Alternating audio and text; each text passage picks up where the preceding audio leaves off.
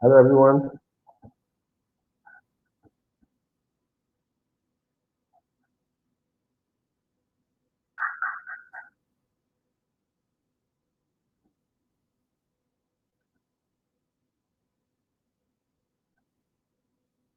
Hello, everyone. This is connecting with Simeon. So let's just get ready to have this session.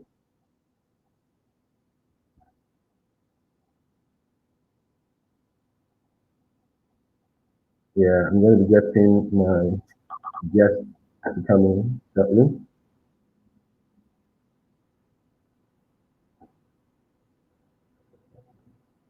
So Daniel will be joining us shortly. So while he comes in, I will give you a quick so yeah. So I see a lot of people joining. Daniel, Yeah. you're going to get used to this. ah. Yeah, so I was doing a quick intro. So I'll just wait a bit to see others join. So if you Okay. are already connected, so just like give a shout out to others to join this stream, so we could go down to O- business. Um, Okay. so my name is Simeon Onobi. You guys all know me as a tech entrepreneur. Um, I've had some exits in the past. I've had successes. I also had failures.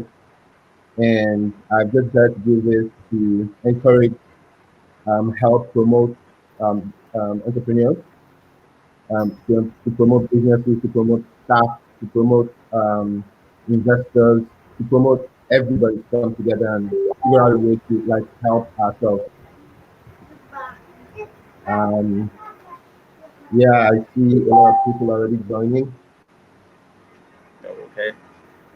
Um, yes, we just wait a bit to get others to join, then we can quick start and I can do an introduction to this program and what I intend to achieve with this program. Okay. So Daniel, Yeah. how's everything? How's the lockdown? How is Ah. everything? Lockdown has a very. At the early stage, it was fine, but at the later stage, it was tiring. Man, you just. But I think last week was quite busy. I had to get online and do a whole lot of things to get myself busy before I was like getting into depression. So last week was quite busy, but it's been fun. It's been good, changing strategies, changing approach, realigning, observing times and seasons, knowing that business won't be as usual again. And so I think those are the things that we really did during this period. Cool. I see Yeah. Dr. Ajayi has joined in. See a couple of people Okay. joining in. Thanks for joining the program. Just wait. I'll wait another 80 seconds to see Okay. others join.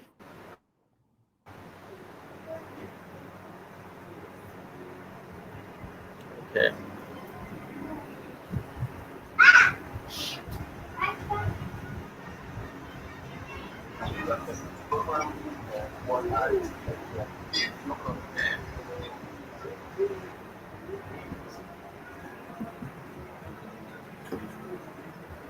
Okay.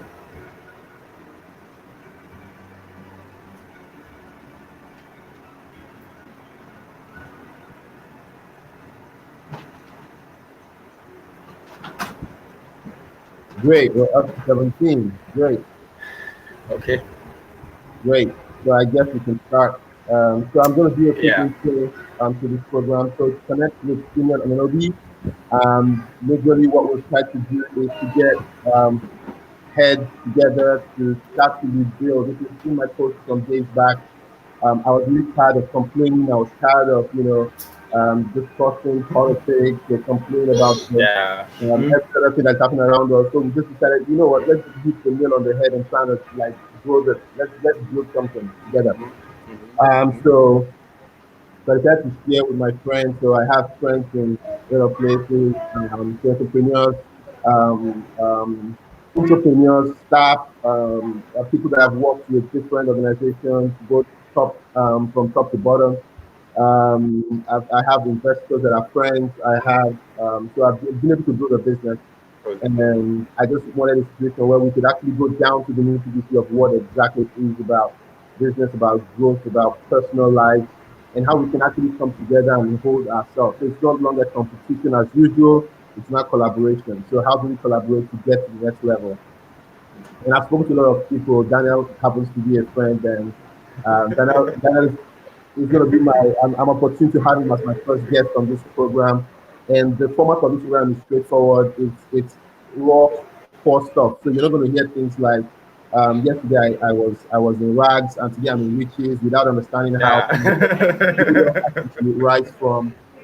So I'm going to be bringing top True. guys. I'm going to bring in even down to the little people, that are struggling to grow, so that you can also hear their stories and help them out. So this is not just another live stream. It's not just another program where you just talk about stuff.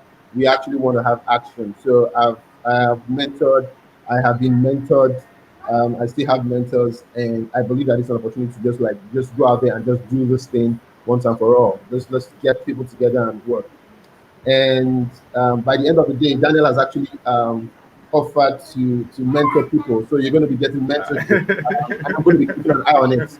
So I'm going to be keeping an eye on it to make sure that this happens. So he's going to be helping in food and fashion, and Yeah. and also we're going to be looking for ways to help people locally. We're going to be getting people that can even fund businesses. We're going to get people that can show you how to get funding. We're going to be giving you live Yeah. tips. I've been opportunity to go through accelerators, global accelerators. So I'm going to be giving you live tips on how to actually get all those things done, even local investors and all that. So we're going to get straight to the format of the program today. Program is straightforward. Dana is going to be giving 10 minutes of the, after I introduce him, he's going to be giving 10 minutes to Okay. talk raw, like to tell us how he made it. From his bedroom, he built a business. I've eaten his cakes. A lot of us have eaten his cakes. And he's doing this. He's been talking around around Lagos. I mean, he's invited me for one of his shows. He's been at Yeah. conferences. Yeah. I mean, you need really to hear Daniel talk. And Daniel doesn't he doesn't hold hostages. He tells you as it is. Like he doesn't hide it. He tells you what it is that he has done right and things that he believes that others need to do. So I brought him here today so that he could share. So he's going to be giving 10 minutes to actually break down exactly how he did this, how he started from his Okay. bedroom, baking cakes to having 28 people work under him. So he feeds 28 other families from his bedroom to what is now known as big cakes. So after that, Yeah. I'll have 5 minutes to ask him questions. You can drop your Okay. questions as you listen to him. Okay. Then I would also take 7 minutes of audience questions and advice for people. Then I'll do a recap at the end and would share this on all like social media platforms where you could actually hear things. So are you in the villages? Are you in towns? Are you anywhere? Just log into this channel. I'll be having this, sessions from time to time, and we'll also be having giveaways. We're having different things that will come up from founders, from entrepreneurs, from investors. So I'll do a quick introduction. So Daniel has been my friend. He's a pastor of Grave City Church. He's also the co-founder and CEO at Giddy Cakes. You can check out his website, giddicakes.ng. He has about 28 people on staff payroll.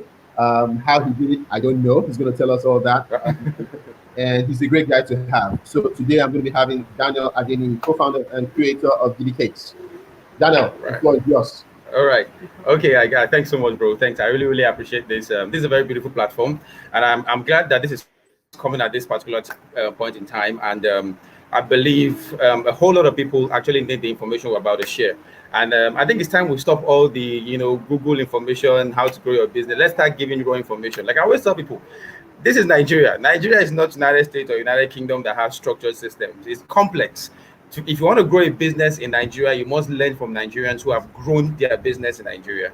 If you keep listening to foreign books, reading international books, or listening to foreign motivational speakers, you're not going to get anywhere. And I'm going to give you some real, true examples. So, first thing I would like to say is, before you even begin this journey, before you start this journey, You must define if you want to tour the route of entrepreneurship or you want to be a trader. They are two different things. And both of them are good, but the end result is different. So you must ask yourself, do I want to be a trader or an entrepreneur? And I'll explain too quickly. A trader is someone who sells anything sellable. So you can go to a trader's store or warehouse and you'll find cars, you'll find clothing, you'll find shoes. A trader is all about the profit cap. Whatever sells and is sellable, a trader sells, make profit and resell. But an entrepreneur is someone who can stick with one item for the next 50 years, selling just one item. You wake up in the morning, you are selling one item. You are sleeping at night, you are selling one item. You are not making money, you are still selling that one item. You are making money, you can't touch it, you are selling the one item. Entrepreneurship is crazy, extremely crazy. And so before you even start the journey, let's just clarify that. This last 3 weeks, I was like, who sent us message now? Because right now you're on lockdown, you have to pay salaries, employees don't care. By the end of the month, they want salary to come. You are thinking salary, you're thinking sales. As you're thinking, FR is sending email, okay, our tax is coming in by the month of end month. As you're thinking that customers are coming with inventory. So it's a complex scenario. But let me start from the beginning. How do we all start this entire idea? The first thing that we do, I just wrote a few things to help me keep with time is we discovered our niche. That's the first part. Now, I'm a salesperson. I grew up as I worked as a salesperson in a company in Lagos. They're dealing to they're into FCMG a company, and I was the assistant sales manager at that company. So I learned a whole lot about how to sell food items. But my wife was a baker. She loves to bake. Back then at UK, she learned how to bake, and when she go back to Nigeria, she was just doing it as a normal skill. And I'm like, come, see, this stuff is very profitable. Let's join force, and expand the business. So she found her niche in baking. I found my own niche in sales, and we decided to collaborate. So she bakes the cake from the house. I will pick it up, go to the office. As a salesman, you don't work at the office. You just go in, sign up, then go to the field. So while I go to the field, I drop off the cakes, collect the money, drive back to work. So it was a continuous activity. So the first thing that we did was to find our individual niche. My own strength is to sell. I'm a salesman. I sell anything. Her strength is baking, and that's where collaboration comes in. There will have never been giddy cakes if there was no collaboration between a baker and a salesman. That was the foundation. That was the early stage. So and that's the first thing that we did. We found our niche and we decided to collaborate, using our strength to build that business. So from there, she started baking from the kitchen. We converted one of the apartment there, into a mini baking area. She started baking from the kitchen. Got a few items. That bought our first mixer. And from there we began to grow. And the next thing we did also is we started building. We didn't suddenly start building our structure after we've grown. We started building our structure from the very first point that we started our business. From the very first day, I knew my duty. She knew her duty. Her duty was to, and note, at this period, we had not resigned. She was working at the bank somewhere at Victoria Island. I was working at Lekki, at a real estate company. So she wakes up by 3 a.m. to bake the cake, decorates the entire cake and everything. When we finish, I pick up, because it's related to Via and Lekki's work.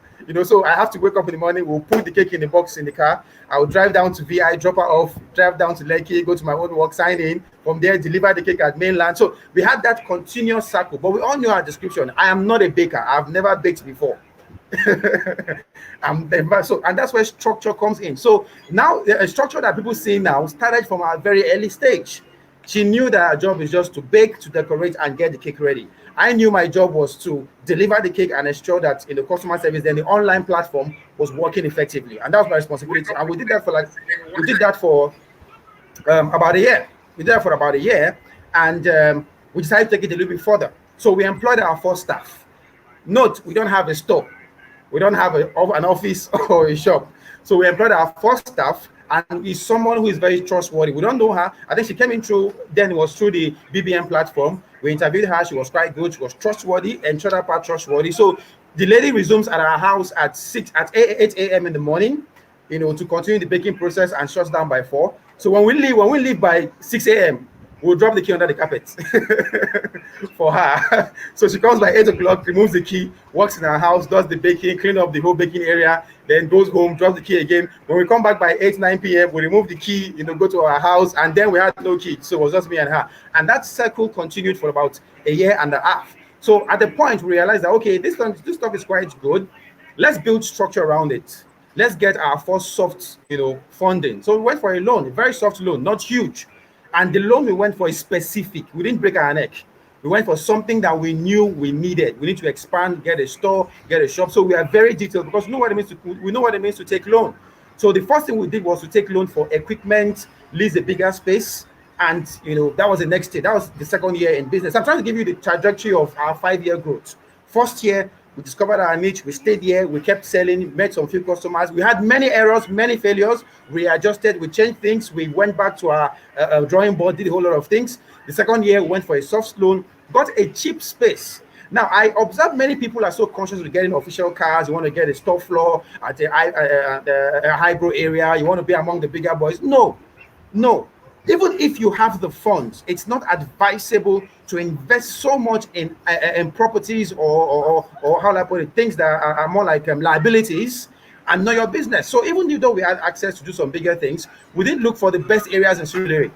We went to a place called Baja, one of the most non so remote.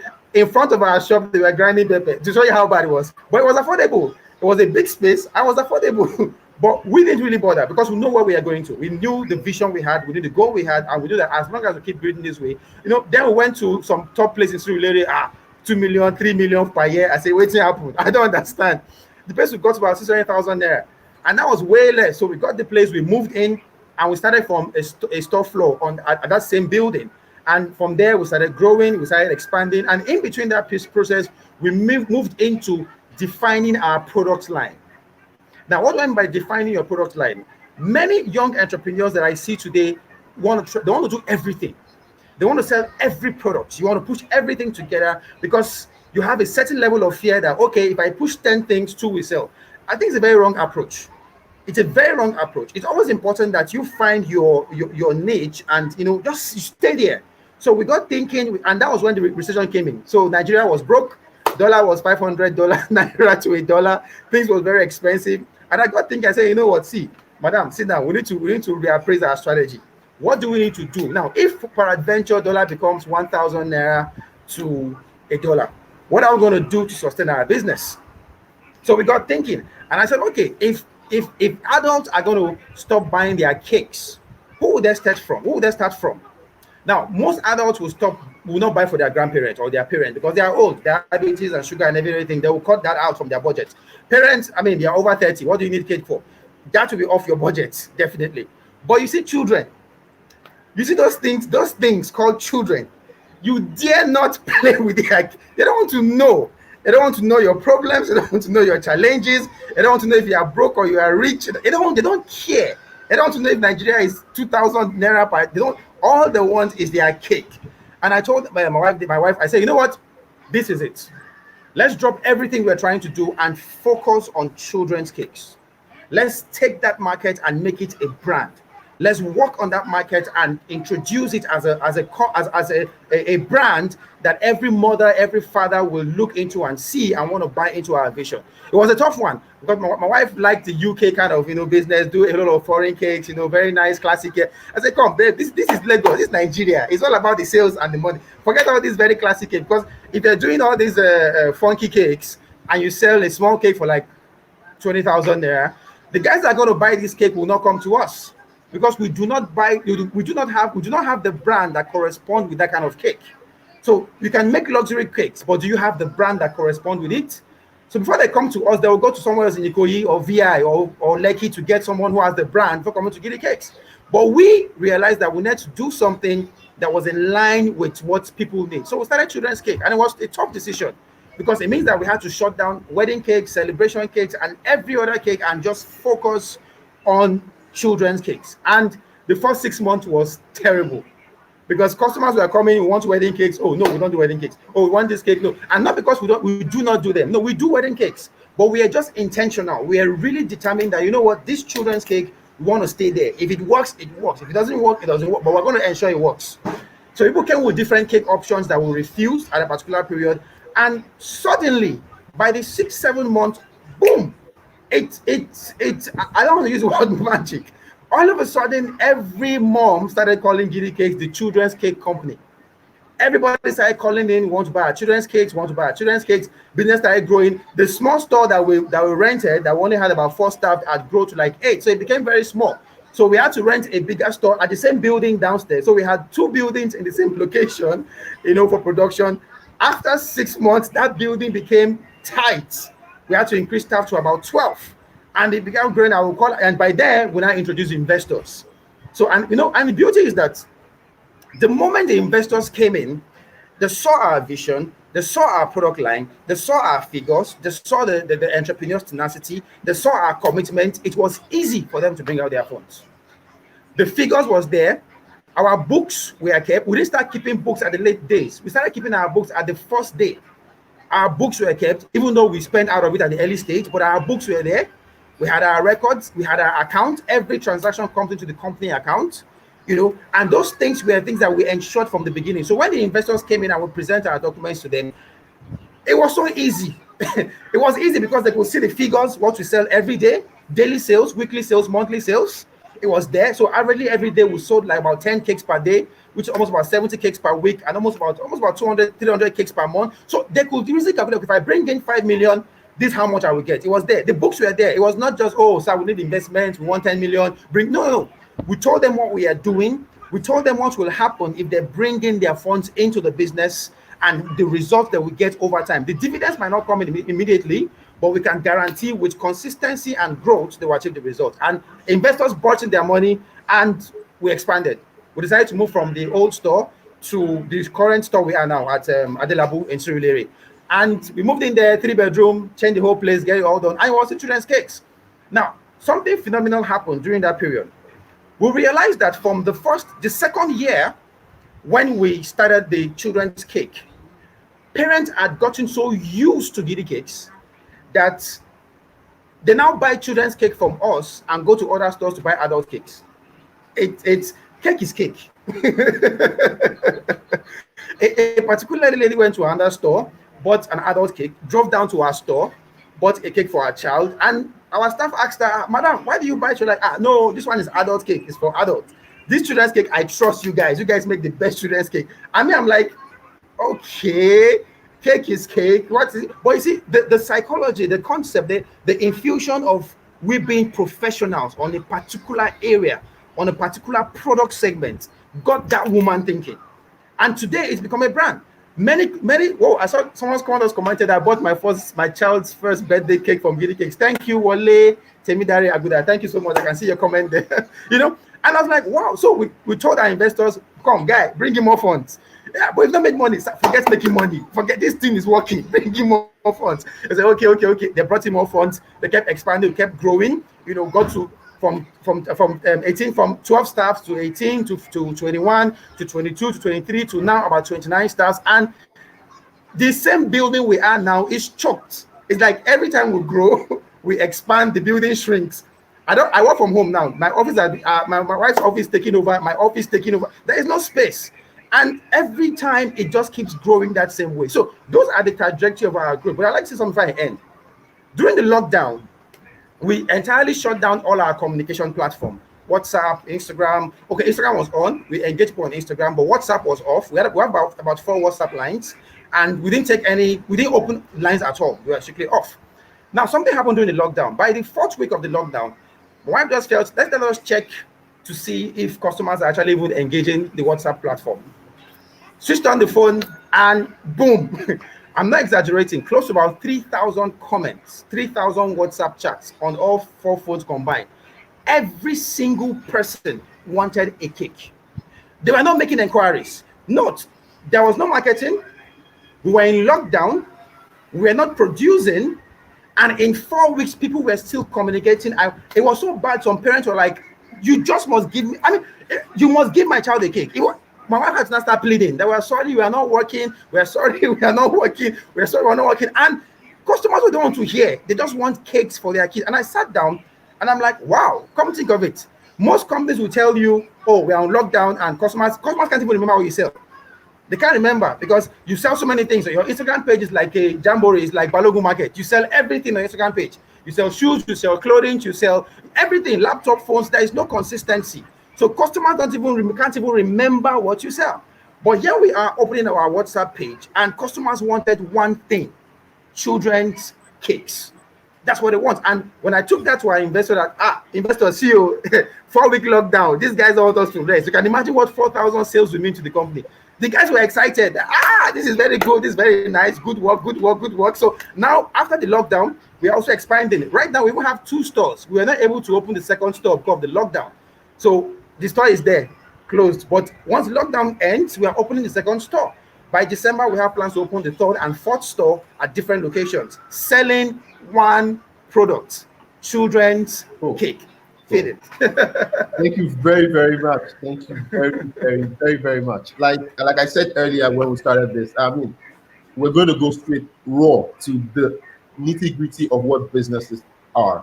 If even when I get a staff, I want to get the raw thing. How do you interpret what you are asked to do? It's not about. There's no gimmicks. It's not about building castles. And let me just put this here. I've done this before. I'm an entrepreneur. I'm a known entrepreneur. I've gotten to the point where I've raised millions of dollars just to grow my business. And what he's saying, I really, really identify with. I totally agree with it. I took some notes down. So I'm firing you some questions. Okay. For those that are listening, something definitely has to happen after the program. Like I said, Daniel has agreed to mentor 5 people. 5 people. He's gonna. You can make it 6. So 3 fashion, 3 food. Yeah, 3 fashion, 3 food. He's giving us 6 people. So, and I'm going to give you what? No gimmicks. If you know me very well, it says no gimmicks. One era is one. No gimmicks. 6 people are going to be mentored by Daniel, and I'm going to keep watch, and we're going to see their growth. So Daniel, you talked about how you started. So you started in your house, right? Yeah. And it was, you were working somewhere, so you were earning some kind of salary, and your wife was also working somewhere, and you guys came together to do this. Now, what was your first product? What was your first equipment like? Was it a stove? Was it an oven? Was it because I want to get like the real value, like what started this? What was that equipment you used to start this? I think the first equipment we actually had was the cooking gas that I have at home. I have a principle. When I want to start any project, I start from 0 naira. So I write it down. I want to do this project 0 naira. What can I do, or what can I get for free? If 0 doesn't work, I move the cap to 10 naira. I check 10 naira. If 10 doesn't work, I move to 20. I don't start from 1 million. No, I start from 0. So the first point was, what do we have? Okay, we have a gas cooker. We are only 2. We leave house very early, come back late. It's just there doing nothing. So let's start with that. So we started with the same cooker we use every single day.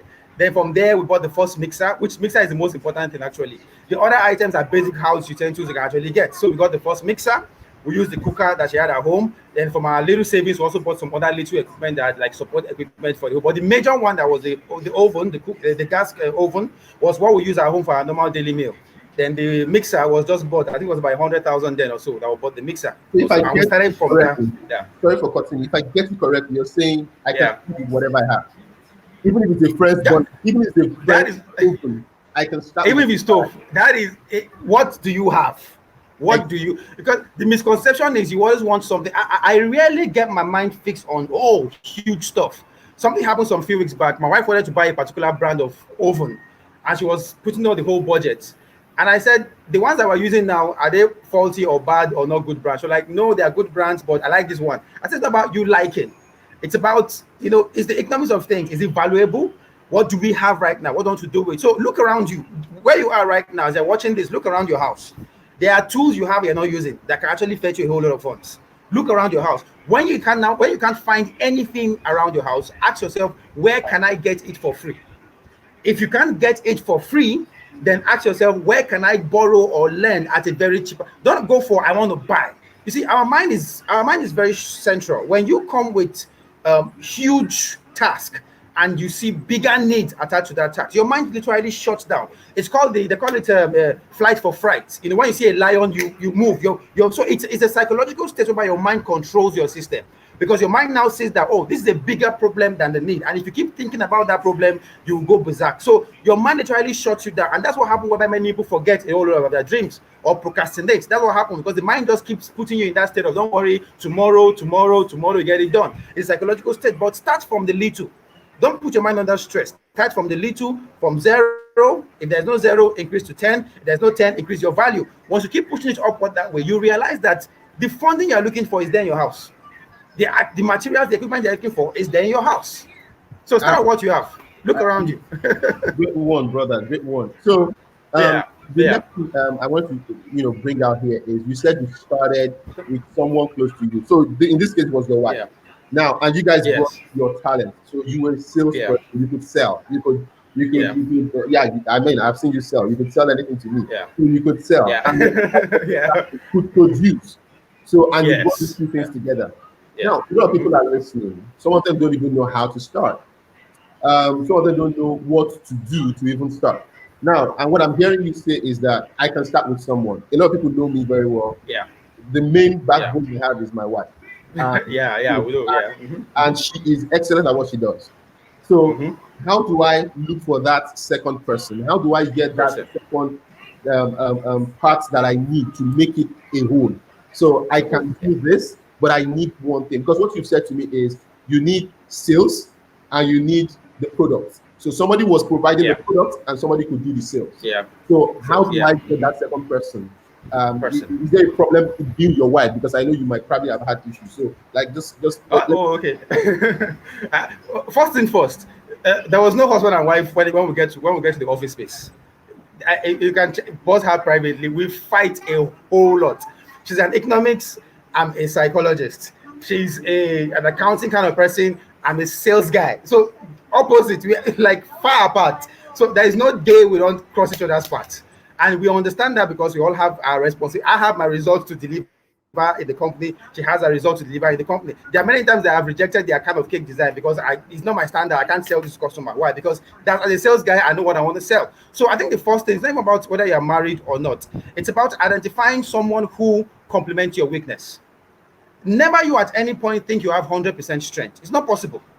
It's not possible. If you go to the likes of the Facebook, Mark Zuckerberg, and the rest, the Elon Musk, though you might see one person who is the face value of the company, there is a person who complements for their weakness behind the scene.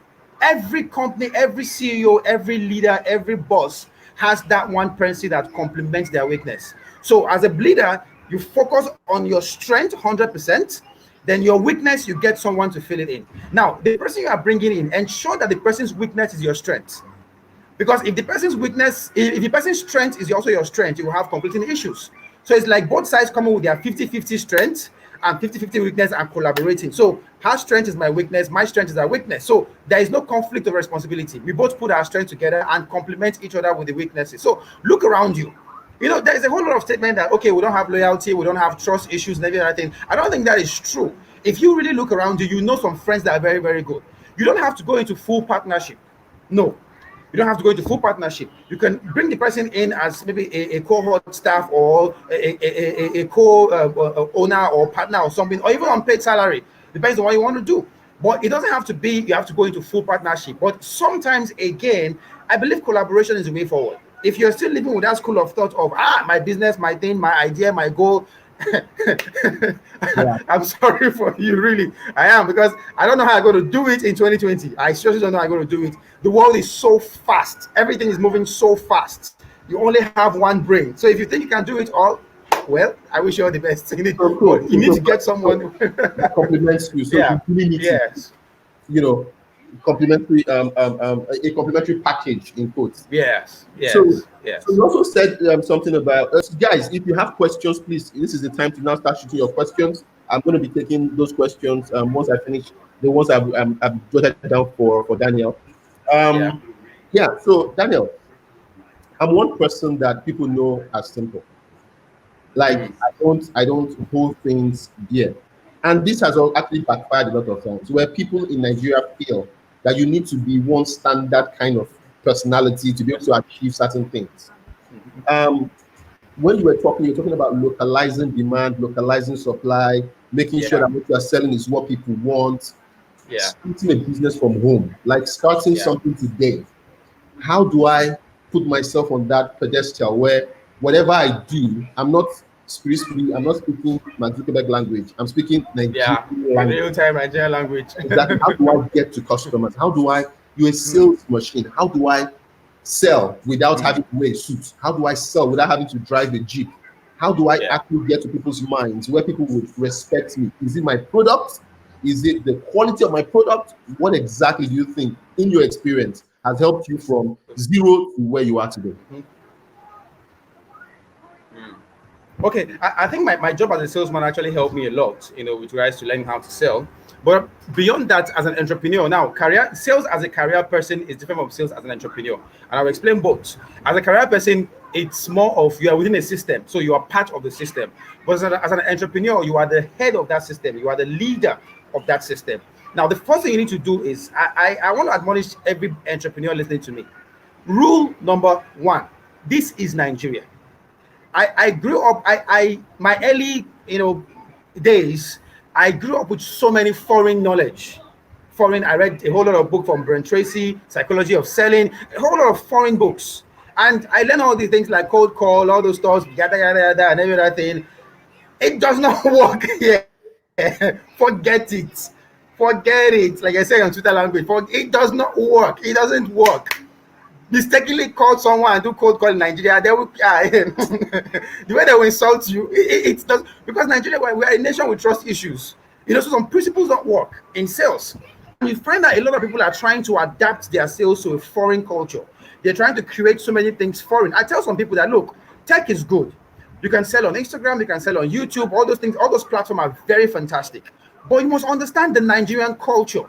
The tech platform is there for you to enhance the Nigerian sales process, not the foreign sales process. Let me tell you something very, very particular. If you advertise your product on Instagram and you think customers will just buzz you and buy, they will buy. Yes, they will buzz you, they will buy, but that's the end. Once they buy your product, they move on to the next available person. That's the end. There is no traction. There is no, you're not building your customer relationship platform. There is no continuity. But when you publicize on those platforms and invite them to communicate with someone via WhatsApp or phone or something, you give them a sense of, okay, this business has a structure. This business has employees. This business has staff. They respect you.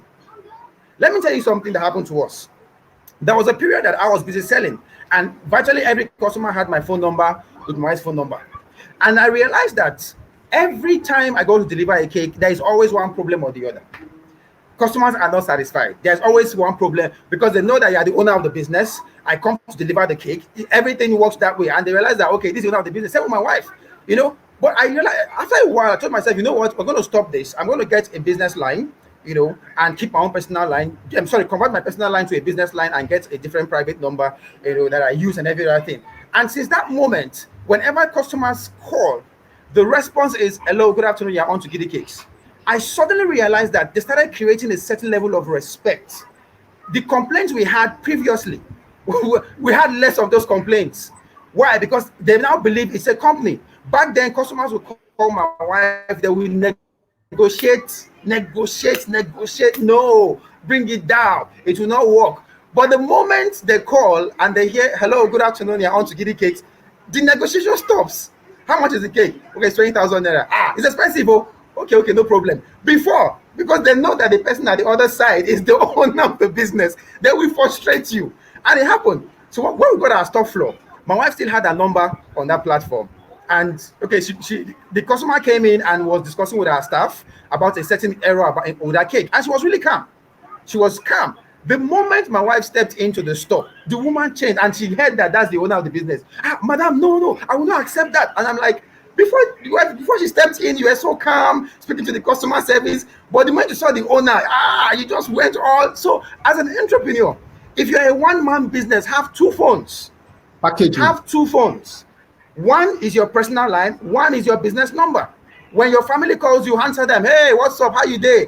When the other line calls, hello, good afternoon, you're on to Giddy Cakes. Hello, good afternoon, you're on to this company. When you do that, customers don't want to know. What they assume is, okay, there is a boss and there's someone who is responding. That mindset, that psychological mindset is your selling point. Is your selling point. What you will sell with you being a one-man business, even your families and friends. I tell my families and friends, no, yes, you ordered from me, but you have to go through a customer service. The customer service is my wife. And thank God she has some very funny accent. So when they won't know she's the one. She just picks up the hello, good afternoon, you're on to Giddy Cakes. And they are thinking, okay, this guy's a big boy, his company. So they respect your company, not you. They respect your company that, okay, now they're a company also. Then number two, I'm talking about little things that the back end of sales. Before I come to the front end, the back end of sales. Now, what's the next one? Little things as little as people paying into your company accounts are your selling points. People don't know this. If every time a customer asks you, how do I pay? And you send Daniel Adeniyi Obafemi account number to them, that's at a particular stage in your company, you lose respect.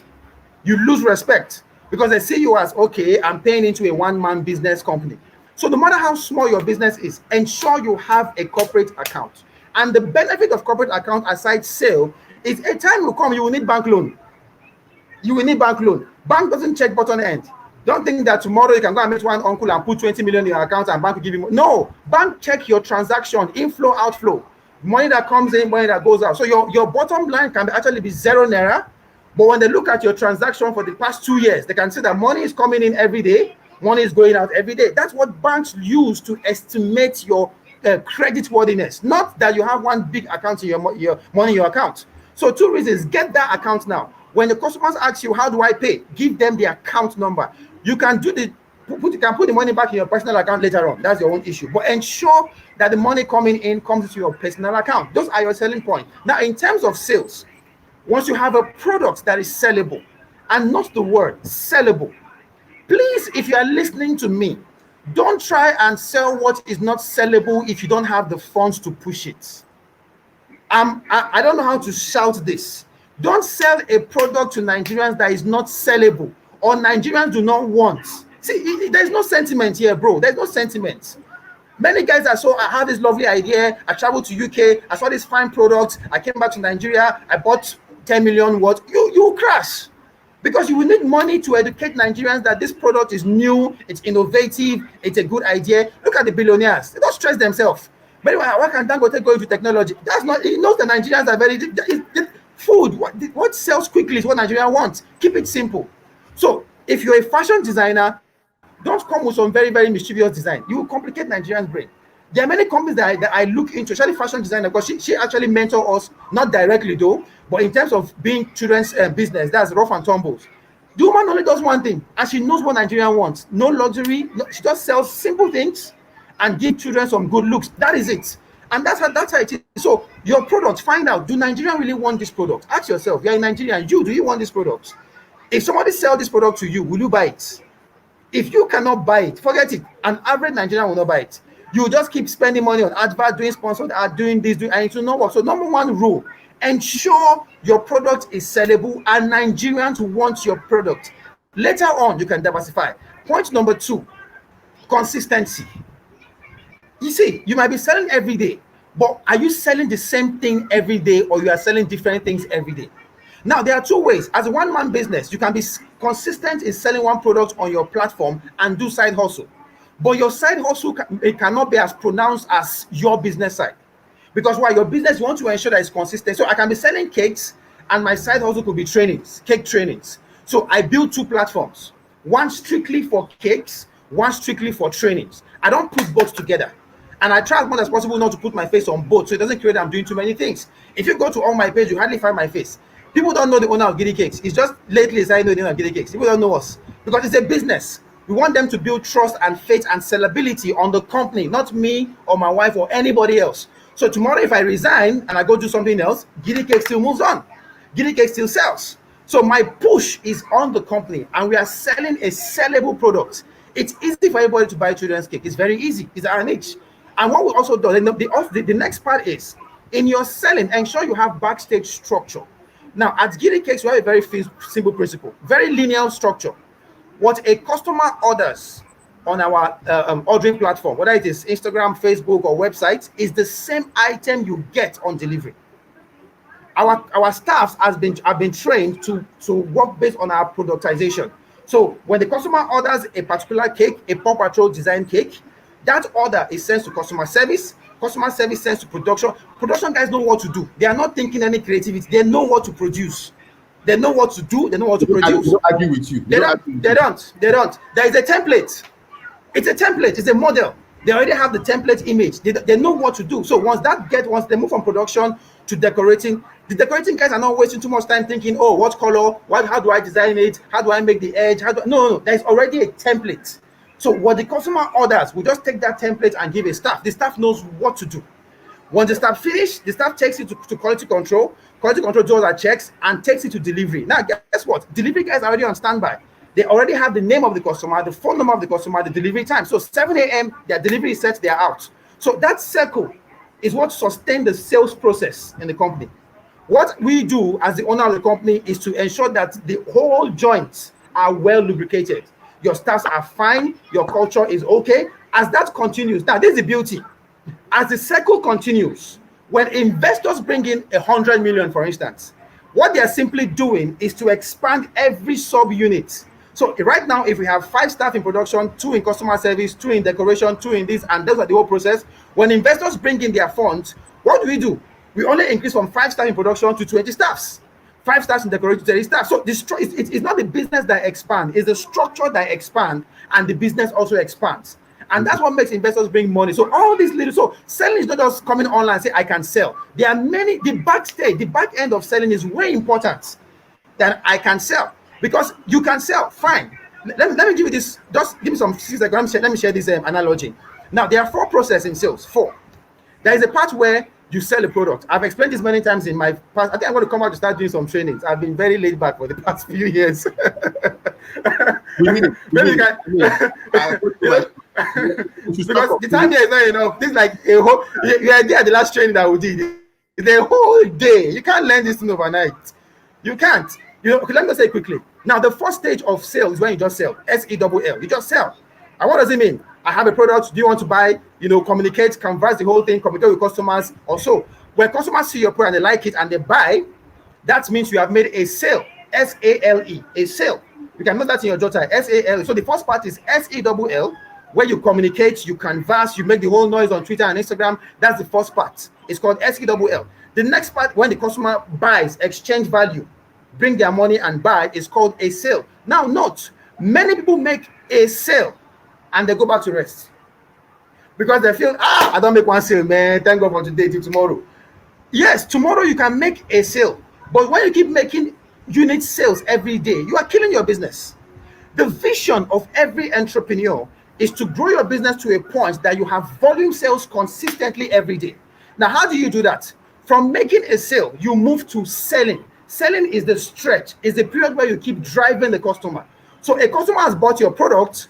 After 2 weeks, you go back, send them SMS, give discounts, do promo, do a lot of activities, get their content, ensure you are communicating with them, find out how your products work, find out what's the unique value in your product, get them engaged. When they buy from you again, don't stop. Keep selling, keep selling, keep selling. They will come back, they will buy, you will canvas, they will come back, they will buy, you will canvas. At a particular point, you won't need to tell them to buy before they come.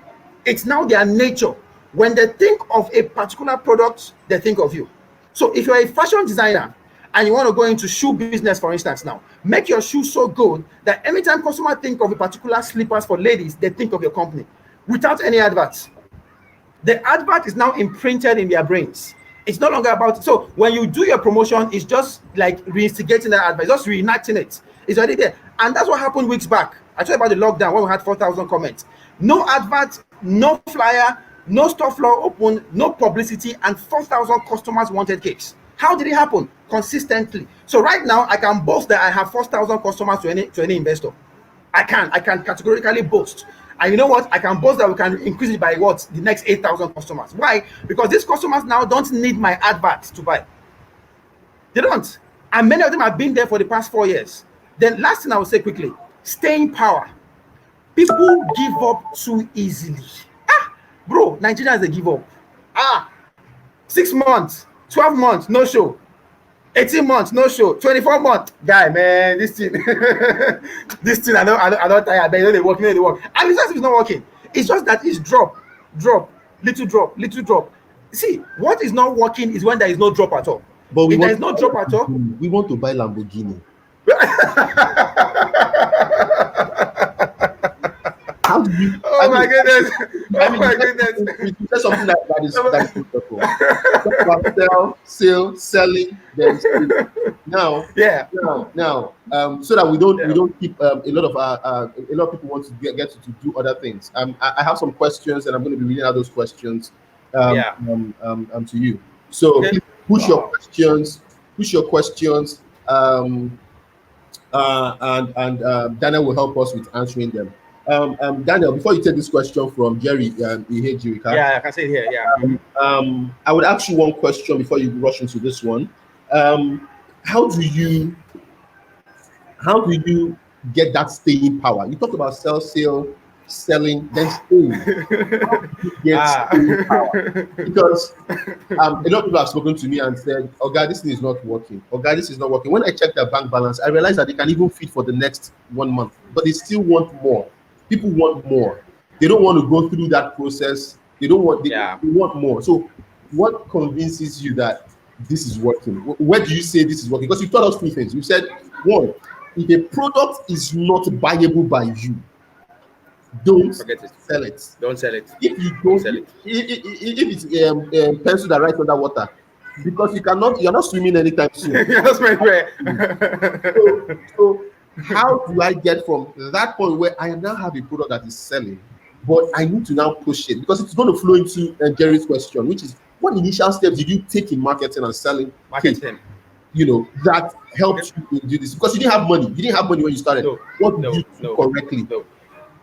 And the first thing that we did, which helped us stay in power, is that we had a vision. We had a vision that we wanted to have, and we understood very well that to achieve that vision, it will happen overnight. There is a principle called breaking even in every business, and we knew very well that breaking even with that kind of vision may not happen anytime soon. So what we did was we had our business and we had side hustles. We had our business. The problem is many entrepreneurs want to feed from their business. A whole lot of them have a vision of, once I build this business, I will buy a car, I will build a house, I will travel around the world. Forget it. Forget it. Forget it. See, let me be very realistic. It doesn't work that way. I mean, there was a period that sometime last year, we did our audit, and the guy brought the figures, and I'm like, wait, this is how much we have done in 18 months. And I'm driving this jalopy. But I understood how painful it could be. You're doing so much, but you can't touch it because you are growing something. You are growing an enterprise. It's not trading. You're growing an enterprise. So the first thing is that we didn't resign from our job when we started the business. We received sets. Many people have a big dream, phenomenal idea, sellable idea. Bam, sack letter. Resignation letter, and you leave your company and you're heading. Yeah, you will suffer. This is Lagos. So Lagos. See, Lagos has a demon. Once you step out of your house, bam, 5K is gone. You've not reached office. So once you step out, no expenses coming. Expenses coming. See, I'm being honest. I'm being realistic here. See, there are many guys in my age bracket now who can't do what I do now because we had a plan.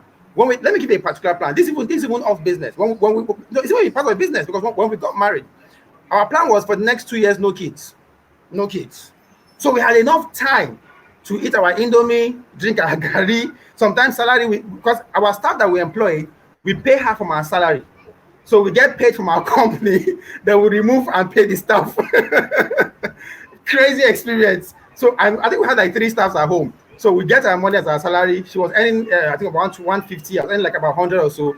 We joined the money together. Our staff were earning 30K, 60K. So we removed 30K and 60K from our salary to pay our, because business wasn't making money.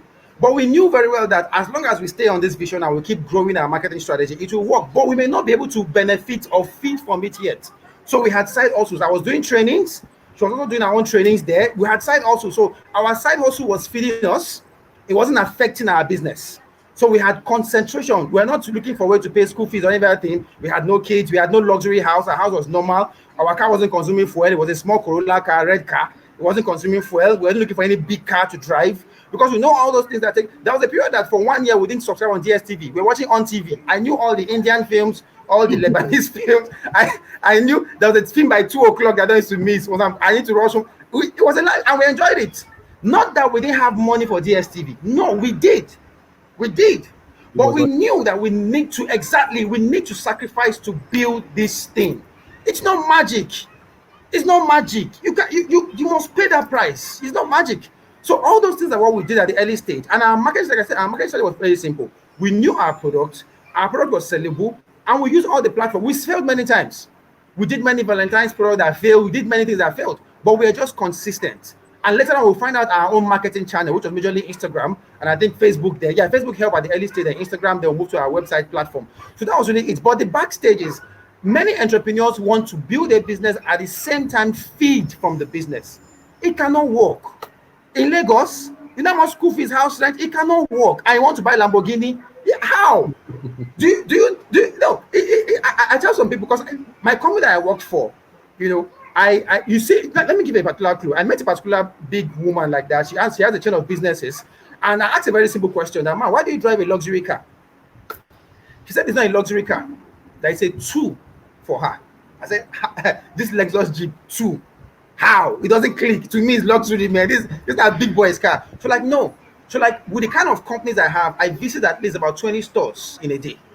I need an office-like comfortability for me to work, for me to think, for me to plan, for me to receive phone calls, for me to send my emails. So I need that little office space. So this car, the back seat gives me that comfortability. I can put my laptop down, I can walk. There is no bouncing in traffic. There is no, when I enter Gallop, it doesn't shake my head. I'm like, Nigeria. There is a peace of mind she has. In traffic, you're not thinking of a radiator busting or your car overheating. So, and I realized that, oh, this woman actually bought this Lexus Jeep because it's a tool.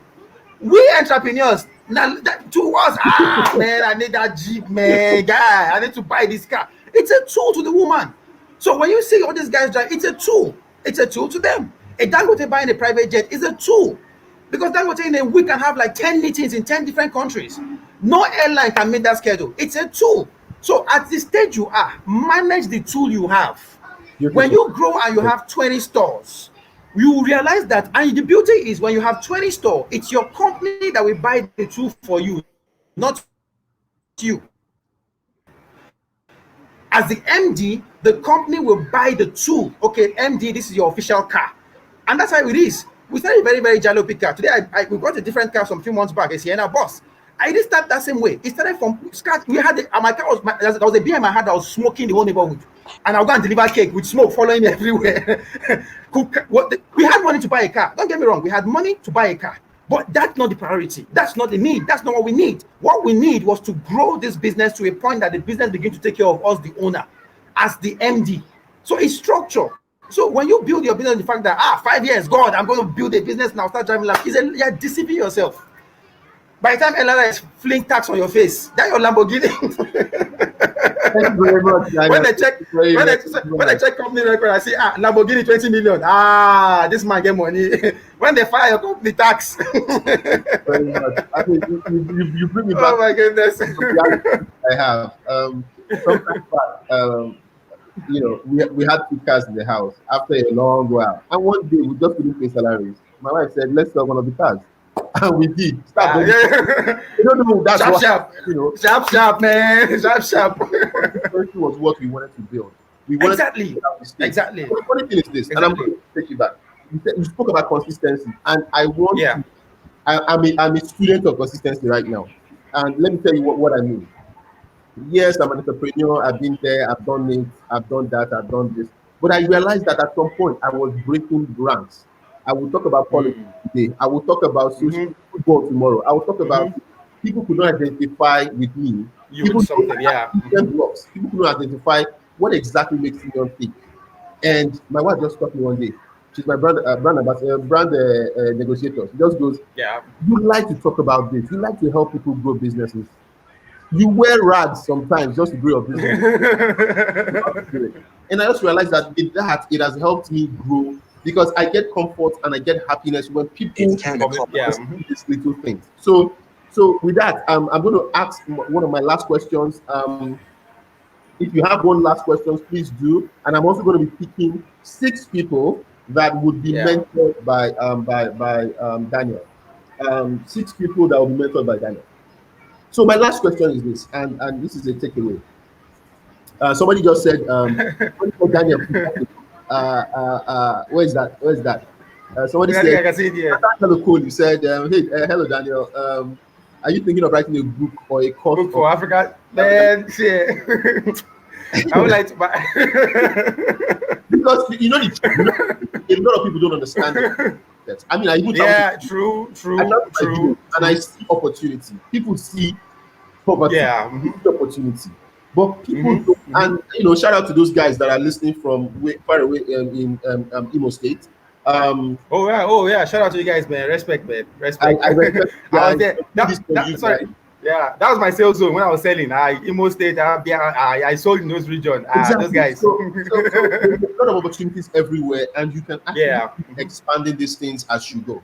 So Yeah. I'm going to pick 6 people. Some of you say, some people are saying, Giddy Cakes is not in Imo State. Giddy Cakes is not in Small, gradually, gradually. Who knows? We can do franchise next future because I mean, we can't do everything. Sincerely, we can't do everything. Though. We can't do everything. So my final, you talked about, get a bank account that Sure. your business, put Yeah. a face to your business, put Yes. trust to your business, make sure people understand what you're doing, then get a value that you can sell. These are things that are taken away from this. Now, my last question goes around, where does technology help you in this? So post-COVID, a lot of people are going to find it hard to even get back to their feet. Yeah. How do you integrate it? Because I used to tell people that technology is a tool, is a need. It's not something that, and people will go, no, that your technology thing is too much. That your technology thing is too much. I'm going to tell you the truth. Before today, before 10 minutes to the time, I didn't know how to use Facebook Live. We started. I know. Let us do it. Test first. And saying, "Oh, guy, you come and teach me how to do Facebook." Like, I don't even know. I learned it like literally 10 minutes before the time.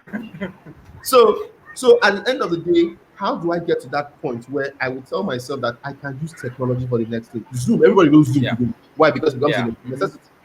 How do you get to the point where you use technology the right way you should use it? Can you help us? Yeah. Okay. Okay. This is what we're about to start too, which I believe every entrepreneur should also learn.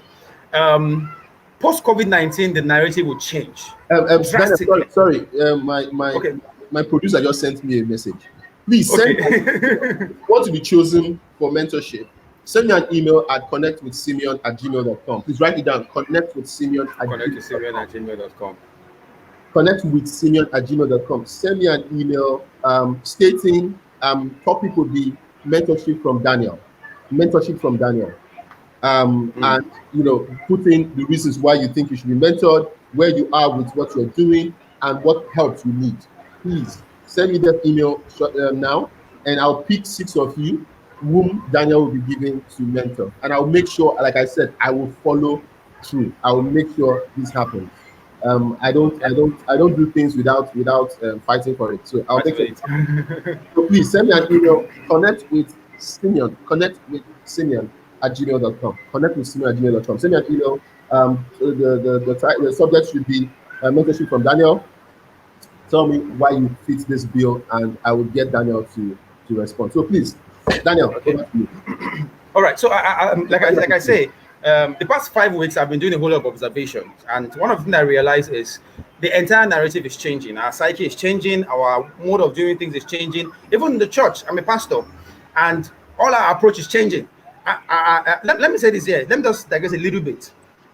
Do you believe that some of my colleagues in ministry just had their first Instagram page at this period? Many of them did not see this thing as a tool. Back then, they saw people who use all this platform as vague. Why are you using Instagram? Why are you posting pictures? That's not the gospel. But to us, it was a tool. It was not something that is vague to us. It was a tool to communicate to a world out there. So when the lockdown happened, we just rode on the whole platforms that we had. While many were going on helter-skelter looking for, okay, how do I do live video? How do I do it? We just ride on the whole platform. And it's the same thing now. Most of the tools that we are using, even today, I just saw this StreamYard platform. I never knew about it before. Once I finish this Telegram, I'm going there to research the whole platform. You are paying me Referral bonus. you know, and that's it. So the whole narrative would change. And my mind, as I was studying, I realized that prior to COVID-19, the greatest asset for every company is data. Your access to data is your power, is your strength. But post COVID-19, it's going to be data and community. It's going to be data and community, because COVID-19 have exposed our human vulnerability. COVID-19 have made us realize how vulnerable we are as human beings. Prior to now, everybody seemed to run their own race. Everybody's doing their own thing individually. I don't care about my neighbor. I don't care about my friends. I don't care about anybody else. I'm just running my own race. But post COVID-19, the mindset of, wow, life is this fickle. I need to build a community. I need to be amongst people. That is what we really sell. So as businesses, we must ensure we build communities around our business. And I'm talking about real-time communities. Whether it's going to be through your CRM or your website or Facebook group or whatever it is, you must ensure you build a community around your business. And it's not a transactional community. No. It's not a community that you are going to go about selling product to them every time. No. It's a community whereby you are going to show the humanistic part of your company. So for instance, Giddy Cakes can have like a community for kids, where we put kids content, we put kids videos, we train them on different stuff. It's outside the scope of our cake, but we are creating a community of kids and engaging them with other things that has nothing to do with cakes. In between, we also sell the cakes to them. So the community also involved maybe like doing summer school for kids. So if you're a part of the Giddy Cakes community, for instance, now if you're a part of the Giddy Cakes kids club, for instance, that club, you have access to games, free books, online tutorship, online content. That community is what you keep building and sell to. It will be easier to sell 1 million product to a 10 million community, because they know you. You are there for them. You're always giving them content. You're giving them updates. You are not, because the danger is if you open a community and you're always come and buy, you lose Nigeria's trust. But one come and buy, 10 engagements. One come and buy, 10 how are you doing? One come and buy, 10. Once you keep doing that, your come and buy from us push will gain more traction, because it's no longer about you being too transactional towards them, but you are building a community of people, a community of not just selling to outsiders. And why it is important? Entrepreneurs are going to be so aggressive after post COVID-19. Businesses will pump in money to aggressive marketing, because it's like life is literally starting again. It's like the story of Noah. Once the ark lands and God opens the ark, the way the animals will start rushing. So companies will be all out to get customers. So don't think you have customers here. They will be all out to get customers. They will steal your customers. And the first that will go are small business owners. You cannot afford small business owners. You will be the first to be trampled, because they will be all out. They will spend their money on marketing, do heavy discounts just to get people to their side. And if you're a small business, you don't have funds, you don't have traction, your best accessibility is technology. There is a Facebook group, there is Instagram, there is LinkedIn group, there are many groups you can create. So own your community. So no matter who is coming to steal anybody, you are holding your community tight. Nobody can come in. So your community, you sell to them, you engage them, you get them. Like I always put a very, very funny scenario. I said customers are like monkeys. Anywhere monkeys see banana, it goes. Monkey doesn't care if your banana is the freshest from Germany or Italy. As long as it feeds them, that's it. They stay there. So instead of you just feeding your monkey banana and allowing them to go to other places, build a cage for them and ensure you feed them in that same place. After a while, when you remove your cage, the monkey will not leave. It gets so used to your environment. Many parents now have this affinity with Giddy Cakes. Giddy Cakes to them is like a family business. They are part of it. When we post, let's say we're doing a May promo, for instance, now, and we give a certain discount that was better than April, you'll find April mom coming, no, we'll not agree, we'll form cabal, we'll carry placard on our platform, and it's interesting. You see April mom fighting May moms from April will be like, no, we are not going to accept. Why will you give April mom 40% discount? You are giving us 50%. No, and it's so fun filled. Then we'll start doing engagement. So those are things that businesses should learn. Move from just transactional relationship to more of an emotive, emotional relationship and sell to them. You sell to them, but you are more concerned about their well-being, their welfare, their life. That's the next phase of businesses. beyond just selling and buying. Thank you very much, very much. All right, bro. Kenneth Osaze explains it in one simple Yeah, line. yeah. I love build. Irrational community, Yeah, not a community. transactional I'm not one. transactional. I love that. I love that. I love that a lot. Thanks I love guys that. for tuning in. I really appreciate it. At some point we're over 50 people listening in, and I mean this is it's the first time for me. I'm going to be doing this almost twice or thrice a week. I'm going to be Okay. posting all the things so that we can Okay. get people working. And like I Oh said, yeah. Yeah. this is not just Yeah. about entrepreneurship. It's about business as a whole. The workers are Yeah. going to come online. They are going to come. I'm going to talk with the workers. The investors are going to come in. The business owners are going to come. Not everybody will be an entrepreneur. So how do we bring everybody together to make sure that we can grow our economy together? Yeah. One last thing before I forget. I Okay. realized All that right. in my notes. You said All something right. about investors knowing why they want to invest. They need to see something. So Yeah. something I got from Daniel is a nugget. Please, when you're starting something or you do an MVP, always make sure that you have your records and you have something you Yeah. can show to an investor to Investor. show Yeah. why they need to help you grow this business. Yeah. Yeah. When you start looking for funds, it's not just about I want to start a business. It should be I want to grow my business. Start changing your mindset from starting a business to growing my business. So start with Yeah. something new. You never Yeah. can tell. We can help you guys. Probably Daniel can help you with franchising and I all go that. get So I'm putting more effort, just so that you know. Um, so finally, final words. Yeah. Thank you guys for tuning in. I will be getting Yeah. back to Wow. this. Daniel, thank you for coming on board. You've been an inspiration to me. Um, Yeah. I was really like taken aback. See this young man. Yeah. Very soon, who knows? Yeah.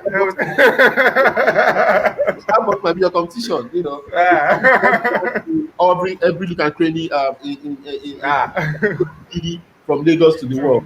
So True, so true. so so keep doing what you're doing. We love you. Thank you so much. Thank you so Thanks much. for Thank you so coming on much. board I love you today. guys. Yeah, everyone connected. I love you guys. Thank you, I love thank you you guys. Thank very you for much. connecting. So I'll be sending you 6 names from the list, Okay. and Okay. we'll, Okay. we'll see what we can do with these 6 names, and we'll see how we can help them Okay. grow their business. Thank you, Businesses. guys. All right. If you have any Okay. thing you want me to deal with, uh, I have about 70 seconds more to go. Like I said, thank you for showing up today. You've made me happier. I thought this was going to be a waste of my time, but right now I'm more No. more poised. Maybe next time we could do 100 people, and we could keep helping people grow. Bro, Hope yeah. has come to change us. It has come to make us better, not to destroy us. So coming together and collaborating and doing all this stuff that we need to do, we can actually help grow this economy. We shouldn't stop thinking about how to. You should stop complaining. Just stop complaining. That's my motto. True. Stop complaining. Let's do True. something. Let's do something together. Um, with the small widows might you have, you can actually start a business. With the small widows might True. you have, you can join somebody else to start a All business. things. Yeah. You can do a lot True. of things. Thank you True. very much for coming. Thank you. Yeah. Um, Anytime, bro. Anytime. Anytime. Thanks, Anytime. Daniel. Like I said, this is the first time, Anytime. so you won't see any flashy thing, but I got my guys Yeah. That's to help me do some flashy things next time, okay. gizmos and some stuff. But we are raw. We are raw. This is how we Oh, are. that's the idea. Yeah, that's the Yeah. idea. That's the idea. That's We're the raw. idea. That's the This idea. is this is pure raw knowledge. Mm-hmm. Mm-hmm. We're not going to be like boboing you. We're not going to tell you how we became billionaires from nowhere. No, no, no, no. Raw, think it, think it to get it. What's that like word again? raw data. I didn't billionaire. I didn't wake up and start driving a Mercedes. It is Right raw. now. We listen to ourselves and we built a business together. Yeah. So guys, thank you very much. Shout out to everybody that has been there. Shout out to All right, guys. everybody that's listening. Thank you very much. Till we'll see next time. I'll be posting the next topic and the next guest that I'm going to be having, and we'll take it from there. God bless you guys. This is me saying sign out. Daniel, thank you. All right, guys. Uh, uh, Love you guys. God bless you guys.